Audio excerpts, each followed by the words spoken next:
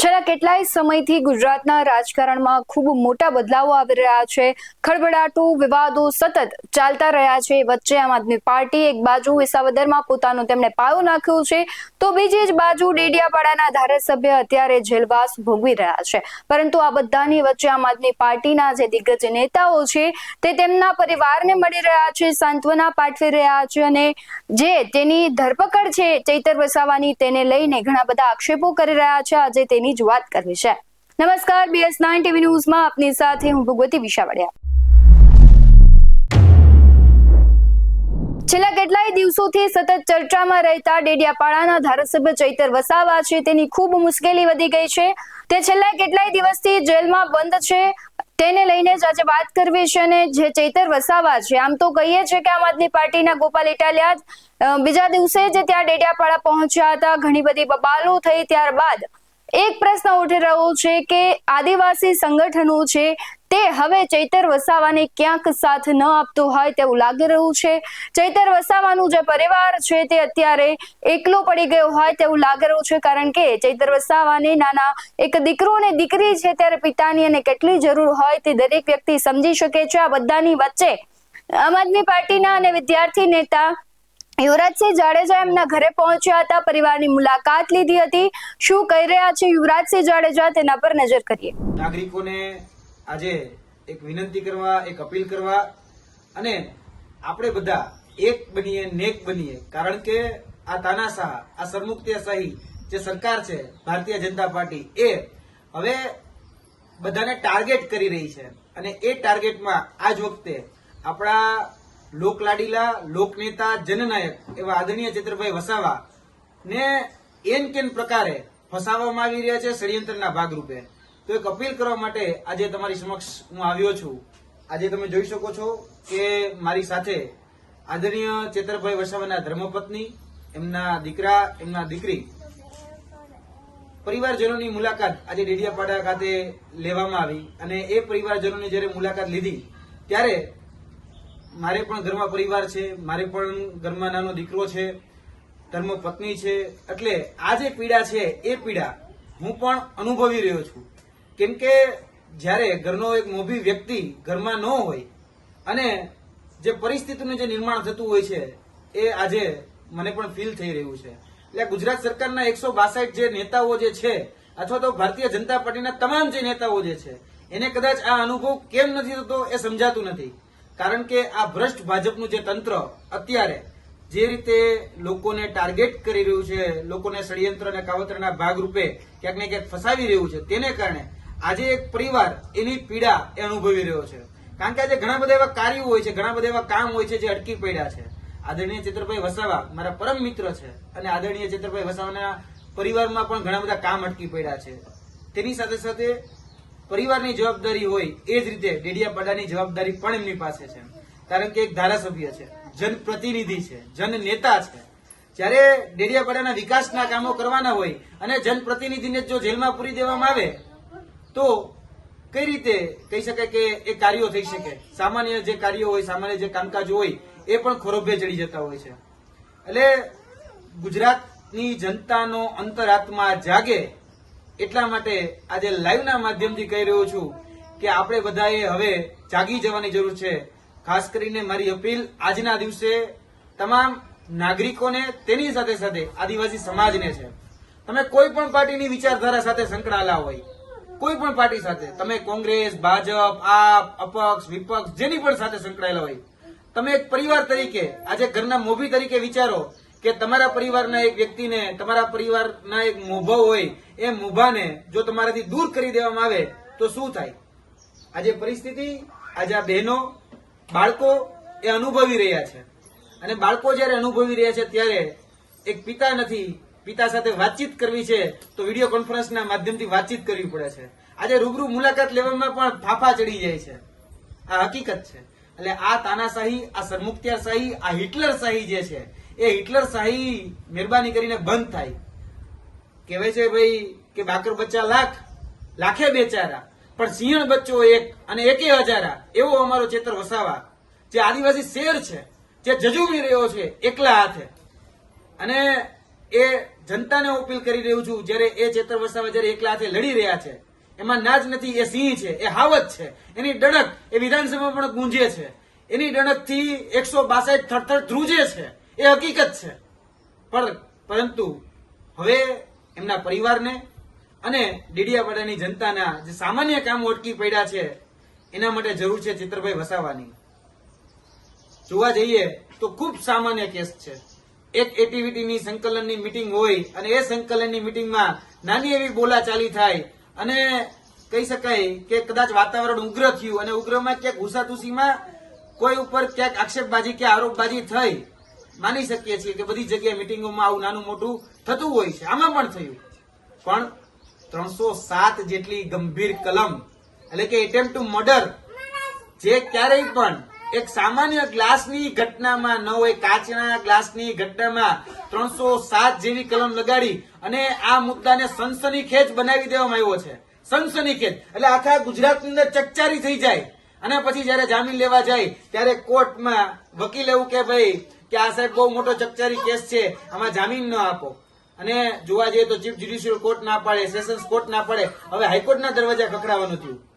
અને એ જ જોવા જઈએ તો મંત્રીના દીકરા બચુભાઈ ખાબડના દીકરા જે 509 ની કલમમાં અંદર હતા, જે કદાચ એના કરતા પણ ગંભીર વાત કહેવાય કે આજે હજારો કરોડનું કૌભાંડ કરેલો વ્યક્તિ એ કહી શકાય ચીફ જ્યુડિશિયલ કોર્ટમાંથી છૂટી જાય અને આદરણીય ચેતરભાઈ વસાવાને તમે સેશન્સ કોર્ટમાંથી નથી છોડતા. એટલે આ જે ચાલી રહ્યું છે, આ જે અત્યારે જે પરિસ્થિતિ છે, એ પરિસ્થિતિ અમે સમજાવવા માંગીએ છીએ નાગરિકોને. કેમ કે નાગરિકોને સમજવું પડશે આજે બે કાયદા એ ગુજરાતની અંદર કામ કરી રહ્યા છે.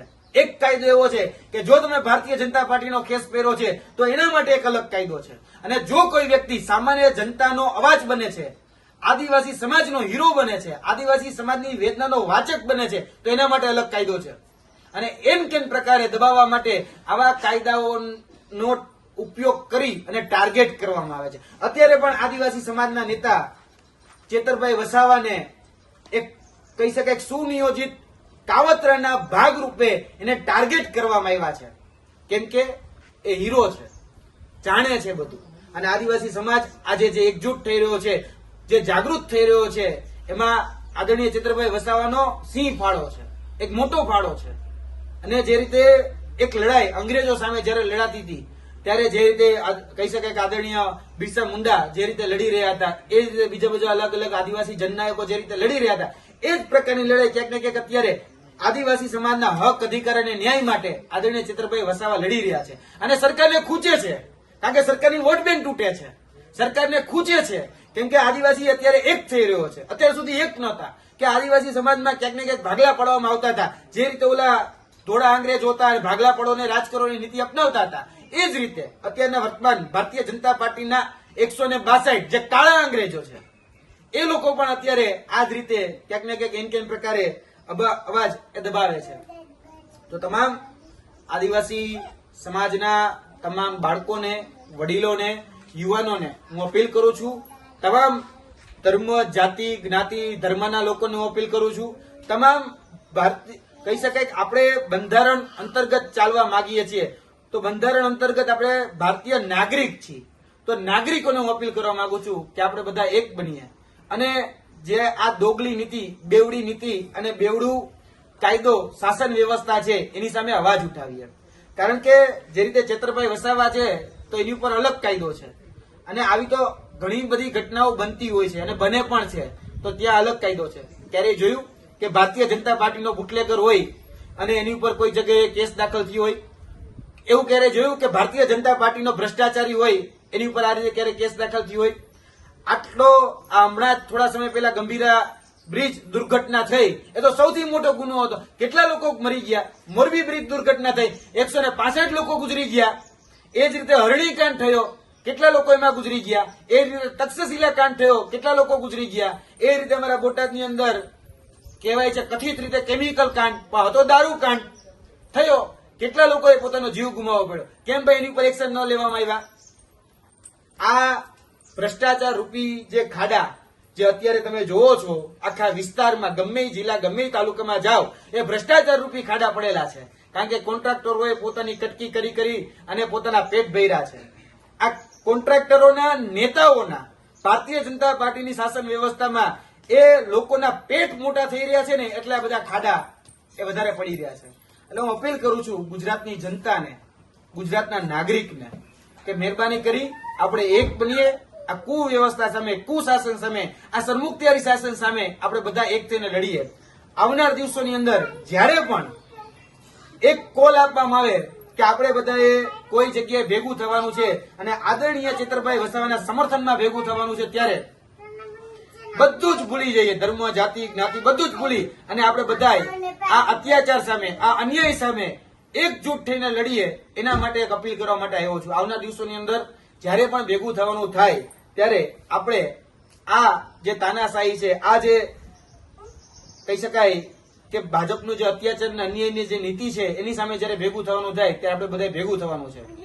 બાકી હું ભાજપને પણ કહી દઉં છું કે વડે નહીં દુનિયામાં કઈ ગેંગે કે ફેફે થવાથી, વડે નહીં દુનિયામાં કઈ ગેંગે કે ફેફે કરવાથી, ઘડીક શણગાર મર્દોનો સજી લ્યો તો મજા છે અને મજા કઈક ઓર છે દાદ. જો કાયર વેશ મૂકો અને કદમ બે કાળની સામે ભરી લ્યો ને તો મજા છે. અને કદમ બે કાળની સામે આ ચેતર વસાવાએ ભર્યા છે અને એક કાળની સામે અત્યારે લડી રહ્યો છે.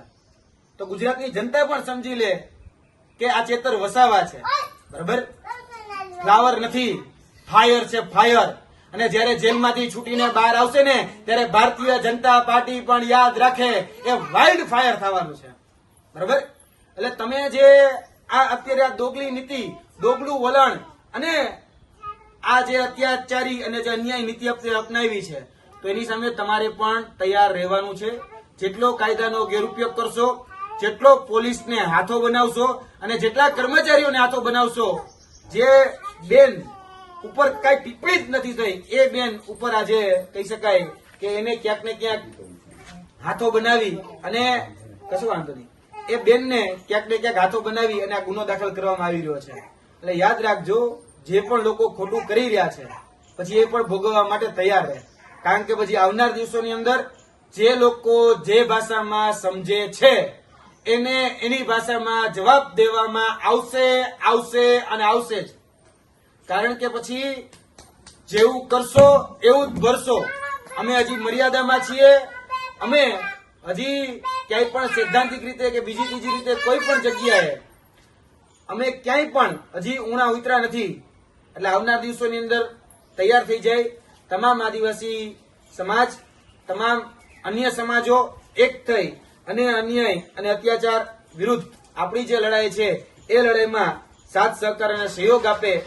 કારણ કે આદરણીય ચેતરભાઈ વસાવાએ નકલી કચેરી કાંડ એ ઉજાગર કર્યું. હમણાં જ બેન પણ સાક્ષી છે કે મનરેગાનું કૌભાંડ ઉજાગર કર્યું. મનરેગાના કૌભાંડમાં હજારો કરોડનું કૌભાંડ એ ભારતીય જનતા પાર્ટીના નેતાઓએ કર્યું. એટલે દુખે છે પેટમાં અને કૂટો છો માથું. વાંધો છે ચેતર વસાવા કૌભાંડ ઉજાગર કરે એનાથી. જો તમને વાંધો હોય તો યાદ રાખજો, કૌભાંડને ડામવાની તૈયારી કરવી જોઈએ અને કૌભાંડને ડામવા જોઈએ. જે ઉજાગર કરે છે ને નો ડામો. કારણ કે ભૂતકાળમાં તમે અમારે પણ આ જ હાલ કર્યા છે. અમે જયારે પેપર લીકેજના કૌભાંડોને ઉજાગર કરતા હતા ત્યારે તમે અમને પણ જેલમાં નાખેલા છે. પણ હવે આ તાનાશાહી કે આ કિન્નાખોરી એ અમે નહીં ચલાવી લઈએ અને રાજકીય કિન્નાખોરી તો જરા પણ નહીં ચલાવી રહીએ.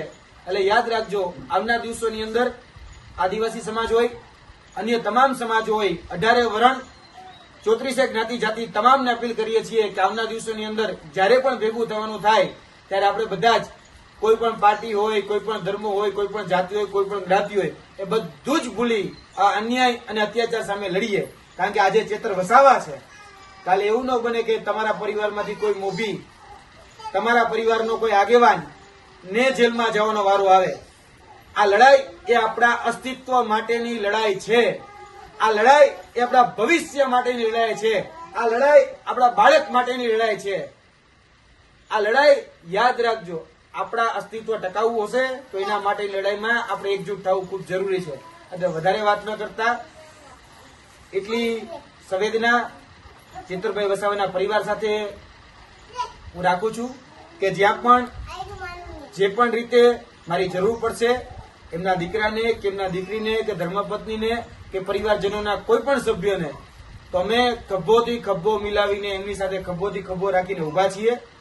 તમામ આ દુઃખના સમયમાં ભૂતકાળમાં પણ જે આવ્યો છે અને ભવિષ્યમાં પણ જે આવશે એ સમયમાં પણ તમામ પ્રકારની સંવેદનાઓ એમની સાથે છે. જ્યાં પણ કહેશે અમે એનો સાથ સહકાર અને સહયોગ આપવા માટે તૈયાર છીએ, કારણ કે ચેતરભાઈ વસાવા એ અમારા દિલમાં વસે છે અને ચેતરભાઈ વસાવા માટે જો જાન દેવી પડે તો એના માટેની પણ અમારી સંપૂર્ણ તૈયારી છે. બાકી યાદ રાખજો, આ તાનાશાહીને અમે સહન નહીં કરીએ, આ શ્રમુખત્યારશાહીને અમે સહન નહીં કરીએ, કારણ કે અમારા વંશજો પણ એ અંગ્રેજો સામે લડ્યા છે, અમારા વંશજો પણ અત્યાચાર અને અન્યાય સામે લડ્યા છે.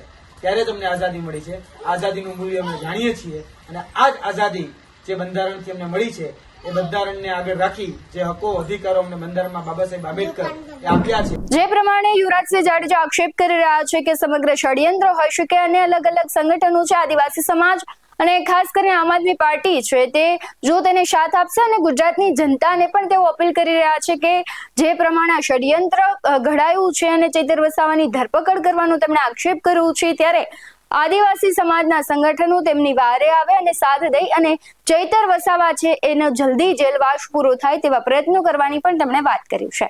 આ બાજુ તો વાલુ સાથે ફરી મળતા રહીશું. તમે અમારી યુટ્યુબ ચેનલને સબસ્ક્રાઇબ કરવાનું, અમને ફેસબુક અને ઇન્સ્ટાગ્રામ પર ફોલો કરવાનું ભૂલશો નહીં. બાકી અમને અપડેટ્સ મેળવવા માટે આપ જોતા રહો BS9 TV ન્યૂઝ. નમસ્કાર.